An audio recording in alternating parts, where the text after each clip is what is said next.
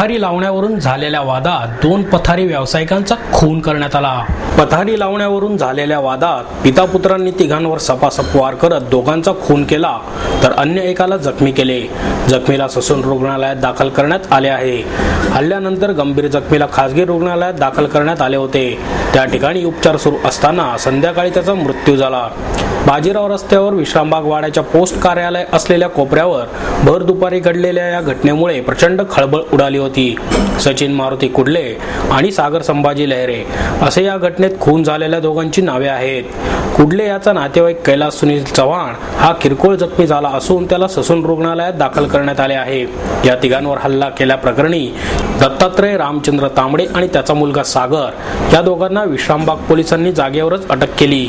दत्तात्रय तांबडे हा गेल्या महिन्यात पालखी सोहळ्याबरोबर वारीला गेला होता, त्यामुळे तो बसत असलेली जागा रिकामी होती।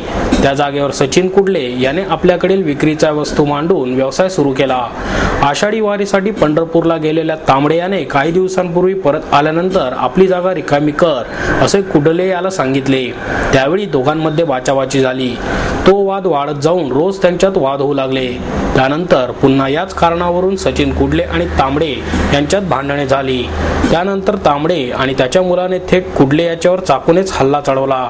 मध्यस्थी करण्यासाठी गेलेल्या कुडले याचा नातेवाईक चव्हाण यालाही या दोघांनी भोसकले।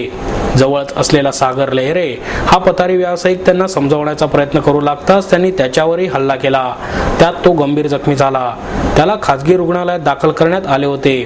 त्या ठिकाणी उपचार सुरू असताना त्याचा मृत्यू झाला असे विश्रामबाग पोलीस ठाण्याचे पोलीस निरीक्षक अर्जुन संकुडे यांनी सांगितले।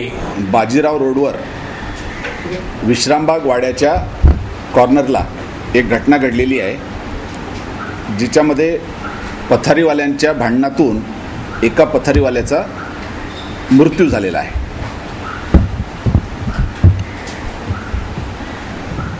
दत्तात्रय रामचंद्र कांबळे आणि त्याचा मुलगा सागर दत्तात्रय कांबळे हे त्या ठिकाणी स्टॉल लावायचे, पथारी लावायचे। हा दत्तात्रय कांबळे वारीसाठी गेला होता, त्यामुळे त्याचा स्टॉल तो लावत नव्हता। तो वारीवरून वापस आल्यावर त्यांनी ज्या ठिकाणी तो पूर्वी बसत होता पथारी घेऊन त्या ठिकाणी तो बसा लागला, तर त्याला तिथे ऑलरेडी बसलेल्या लोकांनी त्याला विरोध केला। त्यावरून या पथारीवाल्यांमध्ये भांडण झालं। त्यामध्ये सचिन मारुती कुंडले राहणार गुरुवारपेठ याला या दत्तात्रय कांबळे आणि त्याचा मुलगा सागर कांबळे यांनी चाकूनी भोसकलं आणि त्यामध्ये रक्तस्राव होऊन त्याचा मृत्यू झालेला आहे। हॉस्पिटलमध्ये, ससून हॉस्पिटलमध्ये त्याचा मृत्यू झालेला आहे। त्याचा हा जो मयत आहे सचिन कुडले याचा नातेवाईक आहे कैलास चव्हाण, हा पण याच्यामध्ये गंभीर जखमी झालेला आहे। त्याला पण ससून हॉस्पिटलमध्ये ॲडमिट केलेला आहे। आणि त्यांच्या बाजूला बसणारा अजून एक तिसरा पथारीवाला तोही जखमी झालेला आहे, त्याला सूर्य हॉस्पिटलमध्ये ॲडमिट केलेला आहे। जे चाकूने भुसकाभुसकी करणारे दत्तात्रय कांबळे आणि त्याचा मुलगा सागर कांबळे या दोघांनाही पोलिसांनी अटक केलेली आहे आणि त्यांच्याकडनं गुन्ह्यात वापरलेला चाकू जप्त केलेला आहे। असं पथारीवाल्यांच्या भांडणामधून ही घटना घडलेली आहे।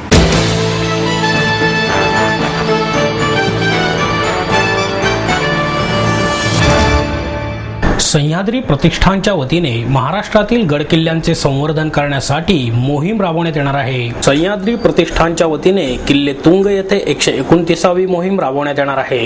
या मोहिमेत महाराष्ट्रातील गडकिल्ल्यांचे संवर्धन व्हावे या हेतूने प्रतिष्ठानच्या वतीने प्रायोगिक तत्वावर तुंग आणि सिंहगड या किल्ल्यांचे संवर्धन करण्यात येणार असल्याची माहिती श्रमिक गजम गुंडे यांनी पत्रकार परिषदेत दिली।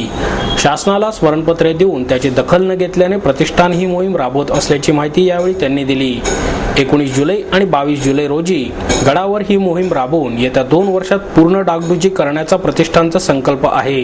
तसेच प्रतिष्ठान स्वखर्चाने 26 जुलै पासून सिंहगड येथे प्रत्यक्ष बांधकाम करणार आहे। या दुर्ग संवर्धनाच्या कार्यात अधिकाधिक दुर्गप्रेमींनी सहभागी व्हावे असे आवाहन प्रतिष्ठानच्या वतीनेही करण्यात आले आहे।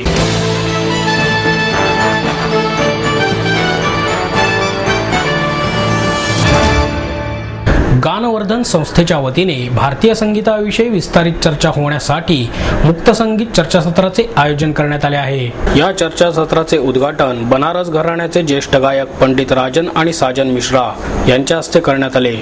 यावेळी पुणे विद्यापीठाचे कुलगुरू डॉक्टर वासुदेव गाडे, ज्येष्ठ समीक्षक डॉक्टर विभा देशपांडे, ललित कला केंद्राच्या प्रमुख शुभांगी वहुलीकर, ज्ञानवर्धनचे अध्यक्ष कृ धर्माधिकारी आदी उपस्थित होते.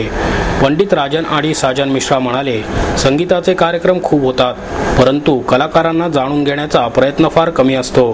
पूर्वी अनेक ज्येष्ठ कलावंत एकत्र येत आणि संगीताविषयी साधक बाधक चर्चा करत, त्यामुळे कला विकसित होत गेली. मात्र आजकालच्या धावपळीच्या काळात असा वेळ काढून होणाऱ्या चर्चेचा मात्र अभाव दिसत आहे. राग मारवाने सुरुवात करत त्यांनी गुरु बिन ज्ञान या आमिर खान साहेबांची आवडती बंदिश गायली. त्यानंतर जाओजी छोडोजी, स्वरण ज्ञान साधे हो, मिया मल्हार मधील आई घुमरगन घुमर बरसे, नजर नहीं आए हा ख्याल सादर केला. टप्पा आणि तराणा तसेच टप्पा आणि ख्याल यांच्या संमिश्रणाने बनलेले टप ख्याल आणि टप तराणा या प्रकारांचे गायनासह त्यांनी स्पष्टीकरण केले. यावेळी छप तालातील दुर्मिळ तराणाही त्यांनी गायला.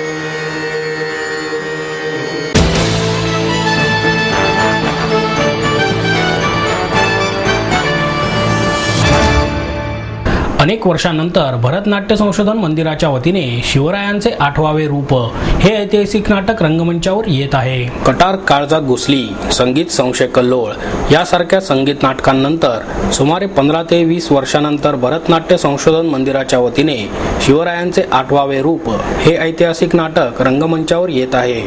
रविवार दिनांक 22 जुलै रोजी सायंकाळी 5 वाजता भरतनाट्य मंदिराच्या वतीने या नाटकाचा शुभारंभाचा प्रयोग होणार असल्याची माहिती लेखक ऋषिकेश परांजपे यांनी दिली. दिग्दर्शक संजय डोळे, संगीतकार अशोक काळे, नेपथ्यकार विश्वास पांगारकर, निर्मिती प्रमुख संजय वांकर, प्रकाश योजनाकार गजानन वाटाणे यावेळी उपस्थित होते. परांजपे म्हणाले, या नाटकात इतिहासातील घटनांचा आधार घेऊन छत्रपती शिवाजी महाराजांशी संबंधित असलेल्या प्रसंगांची नाट्यमय गुंफण केली आहे.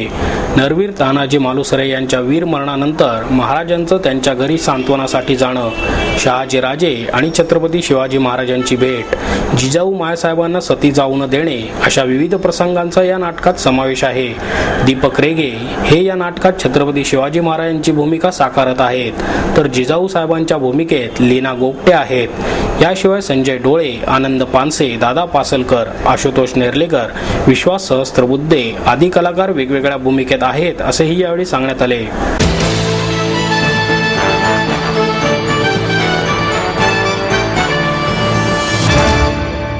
चित्रकार विनय जोशी आणि छायाचित्रकार मेघना इनामदार यांच्या कलाकृतींचे प्रदर्शन भरवण्यात आले आहे. निसर्गातील गवताच्या पात्यापासून आकाशातील ढगांपर्यंत फुले, पाने, डोंगर, व्यक्ती अशा सर्वच सौंदर्याचे दर्शन घडवणारे प्रदर्शन दर्पण आर्ट गॅलरी येथे भरवण्यात आले आहे. जगाच्या विविध भागांतील सौंदर्य टिपून चित्र आणि छायाचित्र अशा 2 माध्यमांमध्ये मांडण्यात आले आहे. प्रदर्शन रसिकांसाठी दिनांक 24 जुलैपर्यंत खुले राहणार आहे. जोशी यांनी आपल्या कुंचल्याच्या फटकाऱ्याने भुजमधील राजस्थानी स्त्रियांचे सौंदर्य, बुद्ध, विविध परिस्थितीत येणारे चेहऱ्यावरील भाव टिपलेले आहेत. ॲक्रेलिक, ऑइल, वॉटर कलरमध्ये कॅनव्हासवर ही दुनिया साकारण्यात आली आहे. तर इनामदार यांनी माणसे, निसर्ग आणि इतिहास हे ध्यानात ठेवत जगभरातील अशी ठिकाणे कॅमेराबद्ध केली आहेत. येथे हरणे बीच, भुज, रुमटेक, नरसोबाची वाडी, कंबोडिया, डेनूर, Egypt, Switzerland, Como lake, Himachal Pradesh, France, Italy, Paris, Portugal, Sri Lanka या देशांमधील 35 छायाचित्रे आणि 45 चित्रे मांडण्यात आली आहेत. या प्रदर्शनाविषयी बोलताना विनय जोशी आणि मेघना इनामदार म्हणाले, सौंदर्याच्या छटा नावाचं एक प्रदर्शन आम्ही दर्पण आर्ट गॅलरीमध्ये भरवलं आहे म्हणजे, आणि त्याच्यामध्ये एक 45 पेंटिंग्स, ॲक्रेलिक, वॉटर कलर आणि इंक रेंडरिंगमध्ये वेगवेगळ्या देशामध्ये मी जाऊन फोटो काढलेल्या फोटोंवर आधारित चित्र मी जी चितारली आहेत त्याचं प्रदर्शन आहे. आणि हे 28 तारखेपर्यंत आहे दर्पण आर्ट गॅलरीमध्ये सकाळी 11 ते 8. त्याच्यामध्ये मुख्यत्वे करून भुजमध्ये हिंडलो होतो खेड्यापाड्यातनं. तिथल्या आदिवासी बायकांची चितारलेली चित्र आहेत आणि इजिप्तमधल्या मंदिरांमधली काही फ्रेस्कोज पेंटिंग्स किंवा 2D इफेक्ट असलेली चित्र आहेत त्याच्यामध्ये. आणि बाकी बुद्धाच्या जीवनावर आधारित किंवा मॉंगच्या जीवनावर आधारित, भिक्खू लोकांच्या जीवनावर आधारित त्या ठिकाणी त्या जाऊन काढलेली चित्र आहेत आणि फोटो काढलेले आहेत आणि त्यांचे पोर्ट्रेट्सचं तिथे प्रदर्शन आम्ही केलेलं आहे. विनयबरोबर एक जॉईंट एक्झिबिशन केलं आहे. साधारण 35 फोटो आहेत. जगातल्या वेगवेगळ्या भागातले हिस्टॉरिकल मॉन्युमेंट्स किंवा लेमध्ये गेलात तर तिथलं नेचर, किंवा आम्ही ट्रेकिंग खूप करतो तर तिथले वेगवेगळ्या डोंगरांमधल्या छटा ह्याचे हे फोटोग्राफ्स आहेत. ते एका वेगळ्या मीडियमने आम्ही तुम्हाला प्रेझेंट करायचा प्रयत्न केला आहे. ते नॉर्मल पेपरमध्ये नसून कॅनव्हासवरती प्रिंट केलेले आहेत, ज्यांनी त्याला स्लाइटली पेंटिंगसारखा इफेक्ट येतो. तर ते आपण येऊन बघावे.